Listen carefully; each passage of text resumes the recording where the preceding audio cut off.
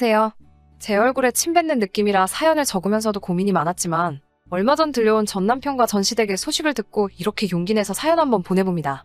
저희 부모님은 작은 과일 가게를 운영하시다가 얼마 전에 가게를 파시고 지금은 집에서 쉬고 계십니다. 두 분 다 가진 것 없이 어렵게 시작하셨기에 평생을 절약하며 살아오신 분들이고요. 하지만 교육면에 있어서는 최선을 다해 저를 지원해 주셨고요. 덕분에 대학교 때 미국으로 유학도 다녀올 수 있었고 거기서 제 남편을 만났습니다. 사실 남편과 데이트를 시작했을 때 저는 남편이 부잣집 아들인 줄 알았습니다. 매일 저녁 식당에서 아르바이트를 하며 근근히 생활비를 벌어야 했던 저와는 달리 남편은 경제적으로 어려움이 없어 보였어요. 입는 옷도 다 좋은 브랜드였어요. 남편은 데이트를 할 때마다 늘 유명한 레스토랑에 저를 데리고 가줬고 값비싼 외제차도 있었으니까요. 1년에 유학이 끝날 때쯤 시작한 남편과의 연애는 한국에 돌아와서도 이어졌어요. 한국에 돌아와서도 여전히 씀씀이가 큰 남편이었기에 남편의 경제력에 대해선 크게 생각할 이유가 없었습니다. 당연히 저보다 나을 거라고만 생각했어요. 그렇게 1년 정도 연애를 했을 무렵 남편이 저에게 결혼하자고 하더라고요. 저도 크게 고민하지 않고 좋다고 했습니다. 연애하는 동안 저에게 참 잘해줬으니까요. 그런데 결혼 준비를 하면서 그동안 알지 못했던 것들을 많이 알게 됐어요. 사실 3년이면 짧은 연애도 아닌데 저는 한 번도 남편 집에 가본 적이 없었어요. 남편이 부모님과 함께 살고 있기도 했고 서로 집도 멀었거든요. 그리고 제가 보수적인 성격이라 결혼 전에 남편 부모님을 만난다던가 집에 간다던가는 필요하다고 생각하지 않았고요. 그런데 막상 결혼 이야기가 나오기 시작하니까 안 가볼 수가 없더라고요. 하루는 시모가 얼굴도 보여주고 저녁도 먹고 가라고 하시길래 과일 바구니를 사들고 찾아뵙게 되었습니다. 연애 때 강남에 있는 브랜드 아파트에 산다는 이야기를 자랑처럼 저에게 하고는 했는데 막상 시부모님의 집이라고 찾아간 곳은 강남은커녕 서울 외곽에 있는 노후된 동네였습니다. 차가 다니기도 힘든 골목을 한참 들어가고 나서야 시부모님의 집이 나오더라고요. 사실 조금 당황스러웠습니다. 삐까번쩍한 주상복합을 기대한 것은 아니지만 그동안 자랑처럼 해오던 말과 괴리감이 너무 커서 그랬나 봐요. 그런데 남편에게서는 거짓말을 들켰다는 당황스러운 모습이 보이지 않았어요. 원래 살던 아파트는 지금 세를 주고 우리 가족은 다른 데에 투자하려고 나와서 살고 있는 거라며 해명을 하더라고요. 제가 물어보지도 않았는데 말이에요. 집 앞에 주차돼 있는 외제차를 보여주며 이건 우리 어머니 차라고 말을 해줬어요. 노후된 동네에 외제차가 주차되어 있으니 그림이 참 안 어울리기는 했는데 또 제가 너무 눈에 보이는 것만 가지고 괜한 생각을 했는가 보다 하며 반성을 하기도 했습니다. 시댁에 들어서니 시부모님이 저를 기다리고 계셨어요. 저는 저녁을 먹으러 오라고 하셔서 집에서 먹는 줄 알았는데 제가 과일 바구니를 내려놓기가 무섭게 저녁은 나가서 먹자고 하시더라고요. 그리고 차를 타고 다시 향한 곳은 TV에도 몇 번 소개된 유명 셰프가 있는 레스토랑이었어요. 시모는 저에게 집이야 잠만 자는 곳인데 쓸데없이 돈을 많이 쓸 필요가 없다면서 늘 어디다 투자를 할지 궁리하며 살아야 돈을 벌 수 있다고 하시더라고요. 사실 시부모님과 첫 만남이었는데 저에게 궁금하신 건 별로 없으신 것 같았어요. 저에게 딱히 어려운 질문도 하지 않으셨고요. 다만 저희 부모님 직업이나 배경은 좀 여쭤보시더라고요. 제가 집에 들어와 친정 부모님께 오늘 있었던 일을 이야기하니 두 분 반응이 그렇게 좋지는 않더라고요. 저희 부모님은 이미 제 남편의 씀씀이가 보통이 아니란 건 알고 있으셨어요. 연애하는 동안에도 사실 그 점을 늘 걱정하셨고요. 허세를 부리거나 허풍을 떠는 사람들을 별로 좋아하지 않으시거든요. 그런데 남편 가족들이 그런 건 아닌가 싶으셨던 거죠. 하지만 결국 자식 이기는 부모가 없듯이 저희는 결혼하게 되었습니다. 결혼까지의 과정은 그럭저럭 순탄한 편이었어요. 다행히도 성대한 결혼식보다는 간소하고 의미 있는 결혼식을 하고 싶다는 제 의견을 시댁에서 존중해 주셨거든요. 하지만 사실 이것도 저를 위해서 그러신 게 아니란 걸 나중에 알게 되었습니다. 저희 어머니에게는 가까이 지내는 친구분들이 있으세요. 저도 늘 그분들을 이모라 부르며 잘 따랐고요. 그렇기에 당연히 그 모든 이모들이 제 결혼식에 오셨죠. 그런데 그중 한 분이 저희 시어머니를 보더니 저 여자를 분명히 어디서 본 것 같다고 하시더라고요. 저한테 자꾸 시어머니에 대해서 물어보고 싶어 하셨지만 저는 신부라서 어디 다른데 정신 쏟을 겨를이 없었거든요. 그래서 제대로 저희 시어머니에 대해서 뭘 이야기할 틈은 없었어요. 그렇게 결혼식을 치르고 며칠이 지났을 무렵 친정 어머니에게 전화를 받았습니다. 친정 어머니가 깊은 한숨을 내쉬면서 사돈이 혹시 무슨 일 하던 사람인지 아냐고 저에게 물으시더라고요. 저는 글쎄? 옷가게를 해서 돈을 많이 버셨다는 것 같았는데? 라고 하니 너 정말 아무것도 모르니? 라고 물으시더라고요. 그래서 제가 도대체 무슨 소리냐고 물었죠. 그런데 거기엔 충격적인 진실이 있었습니다. 저희 시어머니가 원래는 어디 다른 동네에서 세탁소를 하셨대요. 옷을 수선도 하고 드라이된 옷은 배달도 해주는 그런 작은 동네 세탁소였기 때문에 동네 아줌마들하고도 곧잘 어울려 친하게 지내셨다고 해요. 그런데 거기서 돈을 조금씩 빌려 쓰다가 결국 파산 신청을 하셨답니다. 그리고 친정어머니 친구분은 피해자는 아니었지만 같은 동네에 살았기 때문에 저희 시어머니를 알아봤던 거고요. 그 이야기를 들으니 머리가 아찔해졌어요. 늘 정직과 성실을 강조하시던 저희 친정부모님께서도 그런 사람과 사돈이 되었다고 생각하니 얼마나 화가 나셨을지 상상도 안 되었고요. 저는 일단 남편이 오면 확실하게 물어볼 테니까 잠깐만 기다려달라고 했습니다.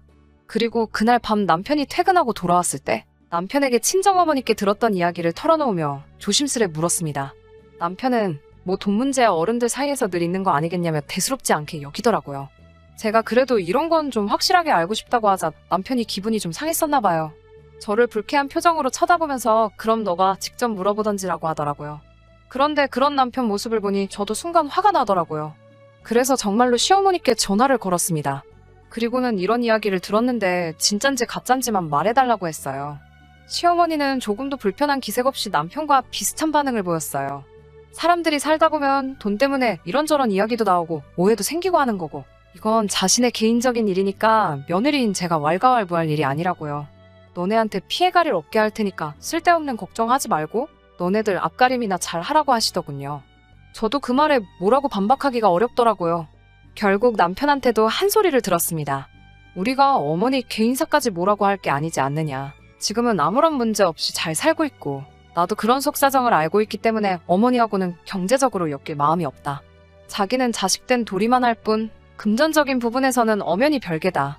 우리들 앞으로가 중요한 건데 어머니 과거 일 때문에 이혼하는 것도 말이 안 되지 않냐. 뭐 이런 말들이요. 듣고 나니 틀린 말도 아니고 실제로 시어머니의 과거 때문에 제가 직접적으로 피해본 게 없으니 시어머니의 과거사는 그냥 그렇게 지나가게 되었습니다. 남편의 사탕 발림에 넘어갔다는 사실도 인지하지 못한 채 그렇게 얼마 전 정말 제대로 사건이 터졌습니다. 저희는 결혼할 때 전세로 신축 빌라를 구해서 들어왔어요. 솔직히 연애 때 남편이 부자인 줄 알았기 때문에 결혼하기로 했을 때도 막연히 집에 대해서는 별 문제가 없을 줄 알았어요. 그런데 막상 시댁 사는 걸 보니 시댁에서 집을 해주실 수 있을 것 같지는 않더라고요. 하지만 다행히도 저는 모아둔 돈이 좀 있었기 때문에 제 돈하고 저희 어머니 앞으로 받은 대출로 일단 빌라 전세를 들어갈 수 있었어요. 시부모님은 대신 본인들이 가구랑 전자제품은 다 해주시겠다고 하셨지만 받지 않았습니다. 시댁의 상황을 100% 신뢰할 수 없어서 금전적으로 어떤 상황이든 엮이고 싶지 않았어요. 그렇게 저희의 본격적인 결혼 생활은 시작되었고 남편의 말처럼 이 사건이 터지기 전까지 결혼 생활을 이어오면서 시댁과 그 어떤 마찰도 금전적인 관계 또한 단 한 번도 없었습니다. 그리고 전세 만기일이 다가올 무렵이었어요. 오른 집값을 감당할 수 없었기에 일단 저는 한 번 더 재계약을 하고 싶었고요. 다행히 저희 부부를 좋게 봐준 집주인도 연장해도 괜찮다고 했기에 아무런 걱정도 하지 않았습니다. 그런데 재계약을 며칠 앞둔 어느 날 시어머니에게서 전화가 왔어요. 그러더니 너네 전세보증금을 급하게 써야겠다고 하는 거예요. 그래서 제가 그럼 저희는 어디 가서 사냐고 하자. 일단 시댁으로 들어오라고 하시네요. 살림살이들은 다 어쩌고 그렇게 해야 하느냐 물었더니 그런 건 대충 버리고 다음에 다시 사면 된다는 거예요. 제가 아무리 생각해도 그건 아닌 것 같다고 무슨 일 때문에 그러시냐고 재차 물었더니 시어머니는 어휴 짜증나 몰라 하고 짜증을 부리며 전화를 끊더라고요. 바로 남편에게 전화를 걸었더니 남편은 이미 다 알고 있었던 눈치였어요. 저한테 얼른 짐 싸서 일단 집 빼라고 그래서 제가 그렇게는 못한다고 하니까 네 시어머니가 감옥에 가도 괜찮냐고 묻는 거예요. 시어머니가 감옥에는 왜 가느냐 물으니 돈 때문에 그런 거지 다른 이유 있겠어? 하고 당당하게 대답을 하네요. 알고 보니까 시모가 빌라 사람들을 상대로 또 개를 한 거예요. 그런데 그냥 한 게 아니고 개를 타야 하는 사람한테 이자를 더 붙여주겠다며 갯돈을 안 주는 방식으로 남의 돈을 챙기고 있었던 거죠. 그러다 동네 사람들끼리 이야기가 나오면서 한두 명이 당한 게 아니란 걸 알게 된 거고요. 단체로 고소를 하니 합의를 해야 하는데 돈이 없으니까 저희 전세금을 달라고 하는 거였어요. 저는 그 이야기를 알고 나니 더욱 더 시모도 남편도 이해할 수가 없더라고요. 그래서 아무리 생각해봐도 전세금은 드릴 수 없으니 어떻게든 알아서 해결하시라고 했어요.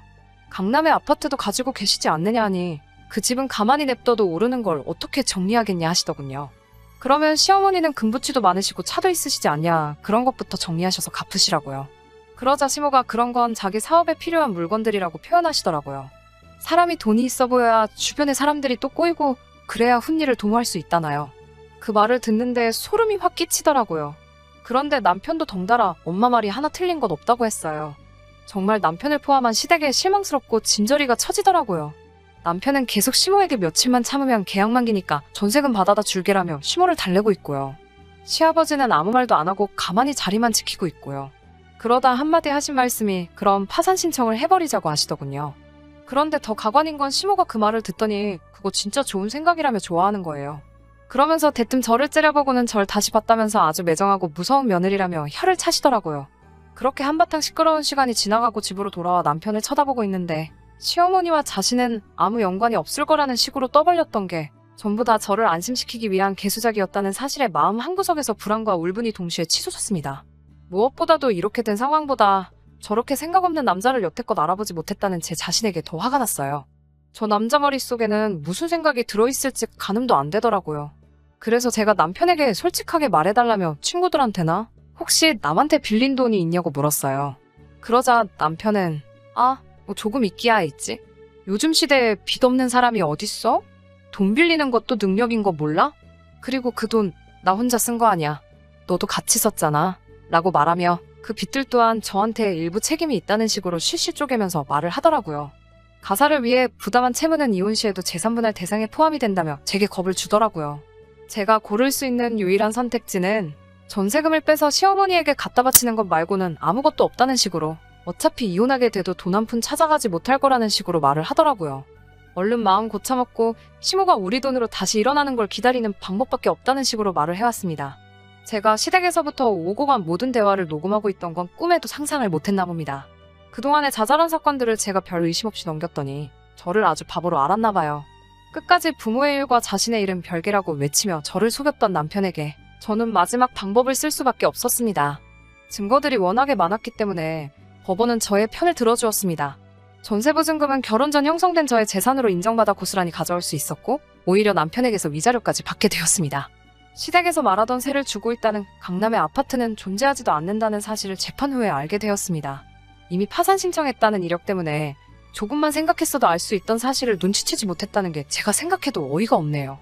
벼랑 끝에 몰린 남편과 시댁 식구들은 개인 회생 말고는 답이 없었지만 이미 한 차례 개인 회생 후 면책을 받은 이후였기 때문에 두 번째 심리는 엄격하게 이루어졌고 유일한 동아줄 같았던 개인 회생 신청은 끝내 기각이 되어 그 가족들은 길거리에 나앉게 되었다고 합니다. 한때 가정을 이루고 살았던 사람들이 길바닥에 나앉았다는 소식을 들었는데도 그 어떤 미련이나 죄책감 또한 들지 않네요. 그간 받아왔던 저의 고통이나 상처는 그 어떤 걸로도 보상받을 수 없겠지만 그래도 이 소식이 조금이나마 저에게 위안을 주고 속이라도 후련하게 만들어 주었습니다. 다음에는 좀 더 좋은 사연을 보낼 수 있으면 좋겠네요. 그럼 저의 긴 이야기 끝까지 들어주셔서 감사하고 여기서 이만 줄이도록 하겠습니다.